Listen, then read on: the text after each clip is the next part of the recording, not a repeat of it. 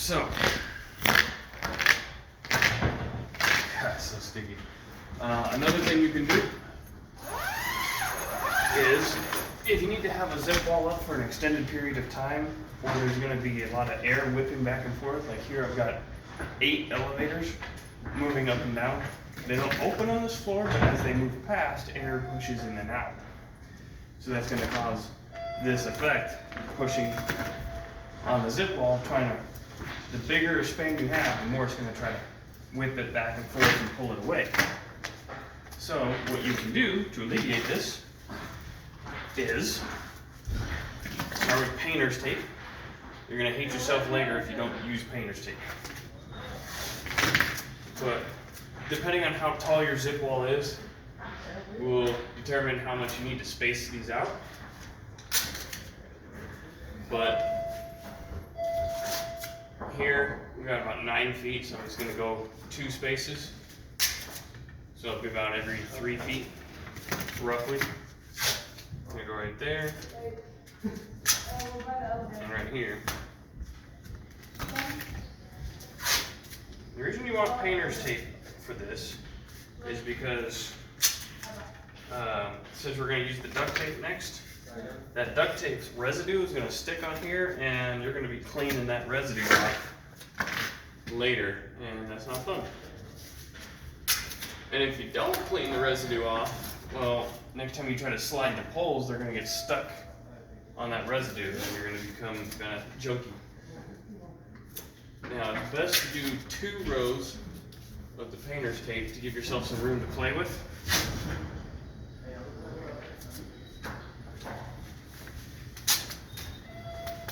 There. Yeah. You don't need to like wrap it a million times. 1 full time around plus a little overlap is all you need. Alright, now, because this likes to pull away, when you go to cut it, especially if your knife isn't the sharpest, pull this up against here and give yourself a mark about the width of the duct tape itself, like so. You don't have to do this, you could just use your knife, but if it's kind of pulling away like this helps. That way you don't go to cut it and then your cut's down here and you're like, ah, crap.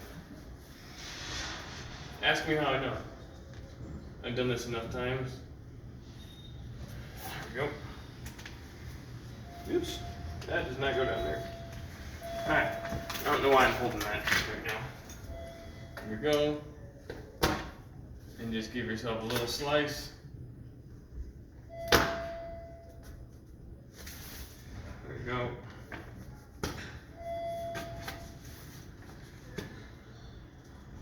The more taut your poly is, the better time you're going to have with this. But only make 2 slits. Do not completely cut it off.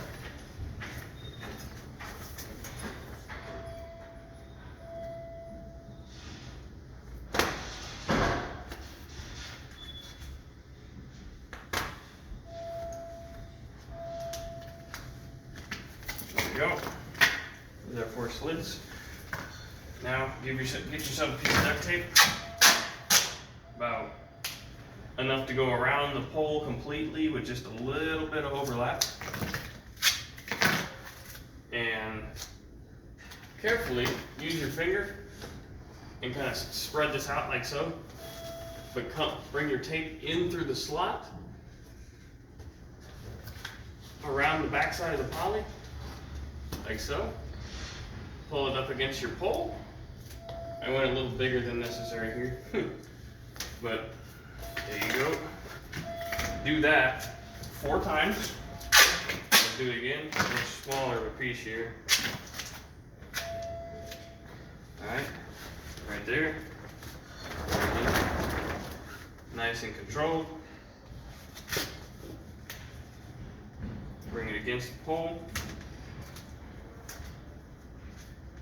A slightly longer slit is going to make it easier to get the tape in there. but it's also going to have a little bit higher chance of being torn away if the air pressures are too great, and it's a little harder to seal up afterwards. I'm going to show you two methods how to do that here in a second, but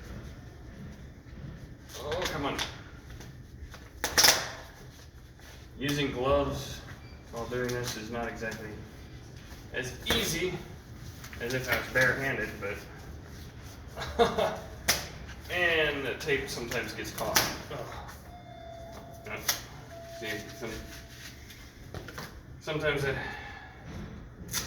gloves make it difficult, especially when you're like me and you got short fingers for your hand size, so you either got tight gloves or loose fingers.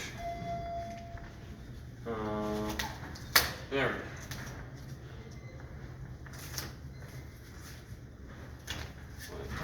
we go. Yeah, glove sizing sucks for this guy standing right here.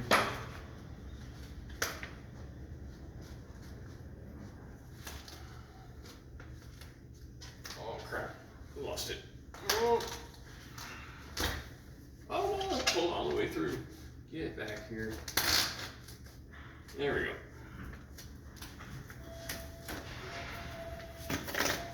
There we go. See now? It attach more to the poles.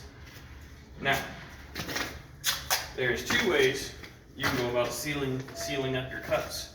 If you need it to be completely sealed with dust for negative pressure, or in the instance of the hospital job, ICRA. But this is the easiest way to do it, which would be to come to the opposite side of your pole. This is far easier and just works better. But a little short. Kind of rushing because it's the end of the day here. The other guys already went down about the same time I started this video. But there you go. Oh crap, it's got my glove again. Come on. I don't know why, but this stuff just loves to stick to your gloves, but it doesn't always want to stick to the things you want it to stick to, which is kind of funny. Also, side fact, when you're doing temporary protection of any kind, and you're taping, and your tape doesn't want to stick to what you need it to stick to, as long as it's fine to be, you know, gross, dirty, whatever, like say concrete deck, you can actually spray glue it first. Spray glue on the poly, spray glue on the concrete deck or metal beam or whatever it is. Spray glue it, let it tack up, then tape it. That bitch will never come down. But there you go. So now, really briefly, I will show you the other thing I did, just because I didn't want to walk all the way around to the other side. This method works, it's just not as effective. And that is to try, see, kind of have like a little bit of a gap here and here. But I taped it from this side. So that works. Oops, I missed one. There's your cut right there. So I missed one, I gotta do that one still, but basically, same thing. A lot less flex. You're not having the whole thing flex, you're having smaller sections flex. And that'll help keep it from ripping down as easily. And helps keep, when people are opening and closing this door, from pulling too much on it. Ugh.